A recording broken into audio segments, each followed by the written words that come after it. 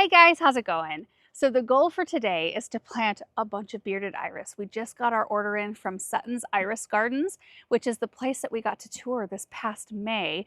I brought you guys along for it, and it was just the most spectacular experience. I have never been to an iris like breeding slash growing operation, and I've never stood in a field surrounded by blooming bearded iris. It was just glorious. So you can see here we've got a couple of boxes. This is how they're packed. Got the packing material here. And if you look through, you can just see them all layered up in here. So like this one, look at how gorgeous this is. Now I've had these boxes for about a week. I haven't had a chance to get out and plant them until today, but they have been in the studio where it's a lot cooler, and I kept them in the boxes, but there are a few dried up leaves. But that looks really good. This is a variety called Counted All Joy. So how an iris operates here is that they spread and grow by rhizome, which is this part right here. It's kind of like a bulb. And then they push roots out the bottom of it. You can see right here, and then the leaves right here. And the bloom stalks, come up through the leaves there. So it's really important when you plant iris not to bury the rhizome all the way. You want to have the surface of it, or like this part right here, exposed. So like this right here, when we plant it in the ground, we will cover it to about right here with soil so that all the roots are down in the soil, but the top part of this rhizome will be up out of the soil. To me, it's really similar to planting strawberries. You just don't want to bury the crown of the strawberry plant, or else they will not produce fruit. Same with these. If you bury them too deep, they will not grow and perform like they will if you plant them properly. When I got home the day we were able to go to Sutton's, I put in an order, and I sat down and went through that order with you guys, which I'm going to run through the varieties again today just so we can refresh ourselves on all these beautiful colors. But they also threw in like 13 or 14, 14 extra varieties for us to try. And it really is perfect timing. It's kind of like when you order bulbs from Color Blends. They send them to you at the time that it's good for you to be planting them. They take care of the storage and all of that until, it's time so that you don't have to store them. Kind of the same with Sutton's. You can select when you want them to be delivered, or you can let them deliver it based on planting time. And typically we're planting iris right around now, August through September. But we've got a really nice mix here. We've got some dwarf varieties, which I'm going to save for like edges of flower beds because they stay a lot shorter, like usually between 8 and 12 inches tall. And I'd like to possibly put some of those around the pond. But the dwarf varieties we have are Little Green Meanie, Eye of the Storm, Purple Flood, Pinkster, and Lavender Cream. And then they sent out, 2 extra dwarf varieties, and they're called Blessed and Little Bit Vain. And then for the other varieties, they're the taller type bearded iris. And I think there are some rebloomers in here. And I didn't even realize there was as many reblooming varieties as there are. And then there's different categories of iris, which I went through in the video in May. So I won't do that today. You can get on Sutton's Iris Gardens. I can't remember their website. Maybe we can put it on the screen. They have so much information on all things iris. And I found it a really good place to get information. So these are the varieties I ordered. Runner Girl, Quiet Beauty, Open Ocean, it's a gorgeous bright blue one, New Start, Colorado Pinstripes, Lemon Supreme, Lemon Cheesecake, Well Balanced, Share the Love, Pointed Remark, Piccadilly Circus, Pearl of Nitra, Nevertheless, Molokini, Luminate, Lingering Lilac, License to Frill, Lavender Butter, Iron Eagle, Giraffe Knee Highs, Glacier Melt, Fan Letter, Elizabethan Age, Easter Charm, Bride's Blush, and Cherish the Moment. And then these are the extra varieties they sent out that are of the taller sort of size. We've got Sonic Blast, Bold Splash, Mix as Well, Workaround, Counted All Joy, Velka Fatra, Apricot Brulee, Creative Chemistry, Stellar Wind, Sunday's Best Dress, Essential, and Next Level. Oh, and they also threw another Runner Girl in, which I think I have in my main order as well. So anyway, just a ton of gorgeous, gorgeous color here. So my plan is just to start going around the garden. I would love to find spots that already have drip, because a lot of these I ordered like 1 of or 3 of.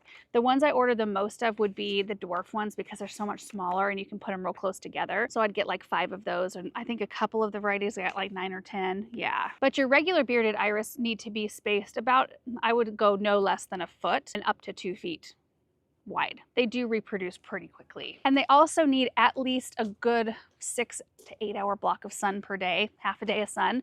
So, and I don't think it matters if it's morning or afternoon, they just need that block. So we're just gonna find spots around the garden where we can get that for these plants. And I'm just so excited. Now, the one thing about bearded iris, and I'm gonna show you a few out here, is that In the middle of the season, if you're wanting to keep the foliage around, some people cut the foliage back a lot sooner than I do, but some varieties really brown out and look really bad through the season and others don't as much. So I find that if you kind of know that and plan on it and try to tuck those varieties maybe into other things that can kind of envelop them and mask that look during the rest of the season after they're done blooming, that can be helpful. Right here, you can see a big patch of bearded iris. And I mean, here we are in September and they look pretty good, honestly. Usually my bearded iris, there's dead leaves everywhere and the browning is intense. These aren't as bad. You can see some of the tips are brown, but overall, I mean, it's not a bad look, especially when you're going into fall. Kind of expect that. You know, a lot of things, especially if you've had a really hot or a really intense year, really windy year, a lot of things can look a lot more weary than that. So I'm thankful. But then I have other varieties. I'm losing my paperwork. Just noticed it flew out of the gator. But then other varieties will look like really rough. And I want to make sure that they're sort of masked a bit. However, if you want iris that always look good, plant Siberian iris. They are so gorgeous. The leaves kind of look like cattails. I'm going to go show you a bunch of them up here. And they don't tend to get near as much brown on them. It's a beautiful morning, you guys. Look at it out here.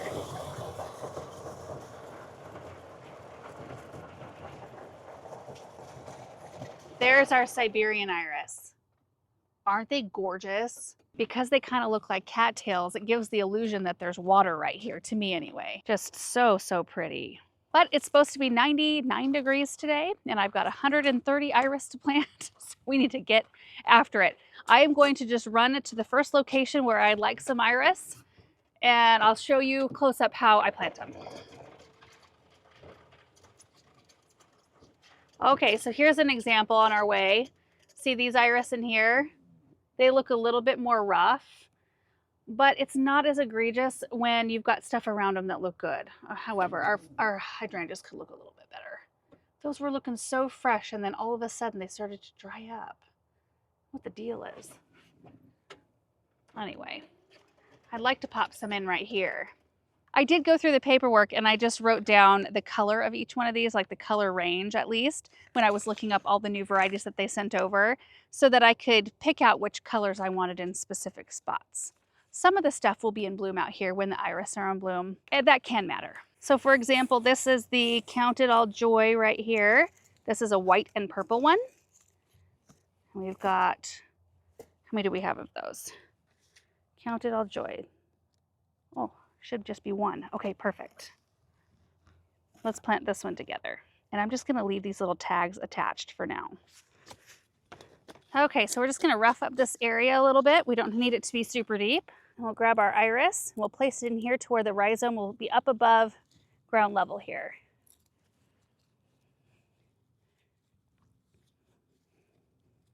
So there you can see the roots are down underneath the soil surface, but the rhizome is still up above the ground, and so are all the leaves. And there happens to be a drip tube in this area, which is great. And another thing about iris is that you do not have to use a starter fertilizer when you plant them. They don't really prefer that.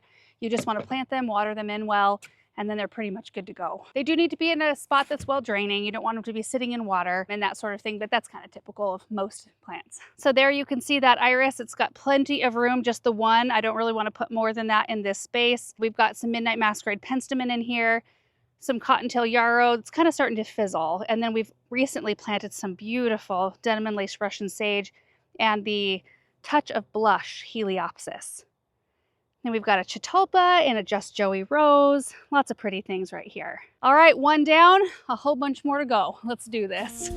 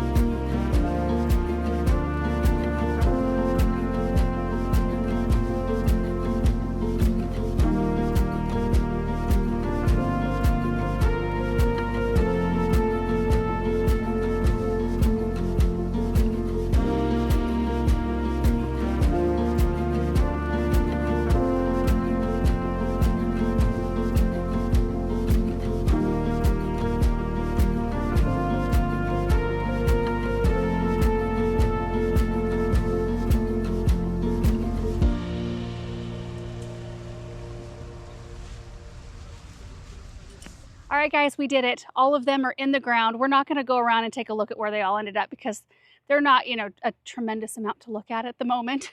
We did end up here in the pond area though, and there's one other thing I would like to do, and that is to clean up some yarrow. Right here, this is a firefly fuchsia. It's such a pretty plant. And while I don't mind these spent blooms on these, they almost fit in a little bit better on the firefly peach because there isn't such a contrast between the blooms, but there's so many beautiful fresh blooms right here that I'd like to cut it back. But if you take a look at the stalk here, if you follow it down, you can see new buds forming up.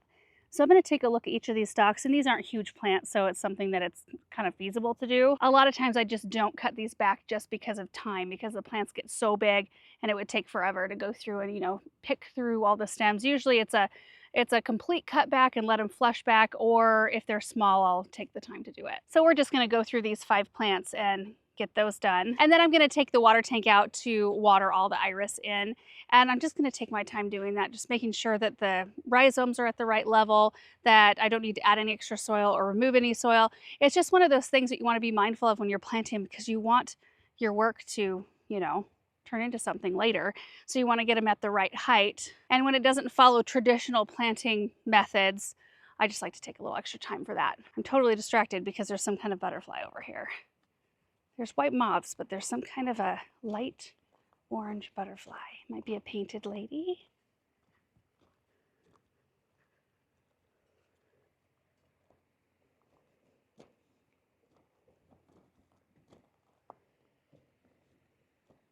Oh, come on.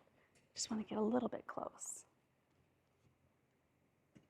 Isn't that pretty? Oh, how fun is that? And the hummingbirds are about as well. Right here on the pond berm, the blue suede shoes salvia is such a hummingbird magnet. I mean, it's nuts. We've got lots of different annual salvias around here, and this is the one that they go for. But let me unearth a basket here. Yeah, get my kneeling pad.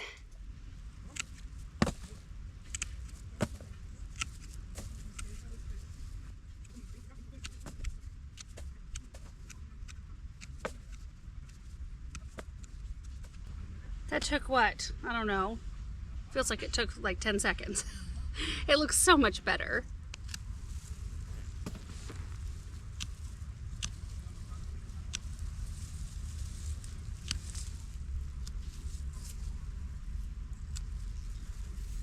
Look at that, as fresh as can be.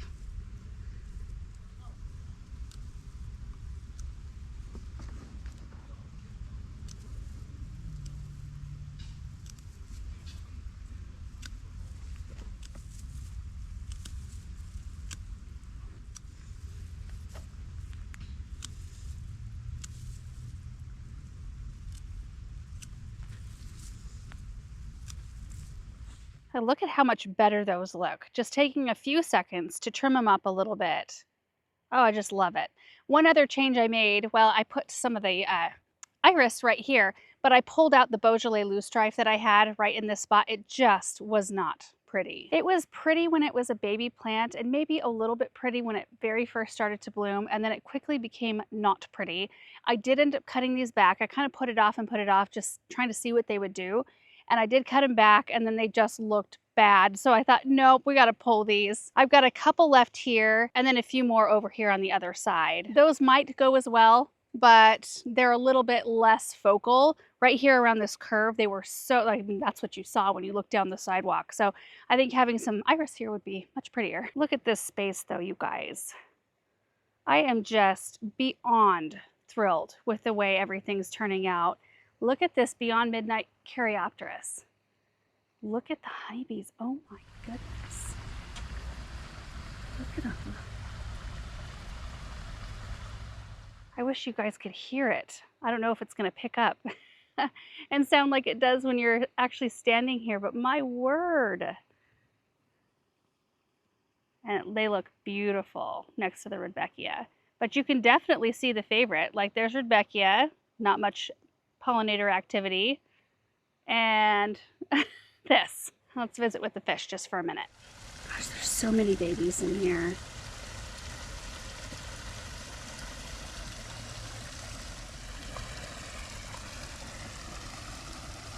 The tilapia beat the koi up to the edge now.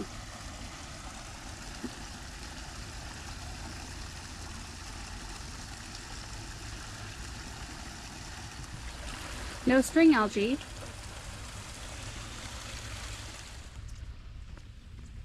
Oh, there's a hummingbird.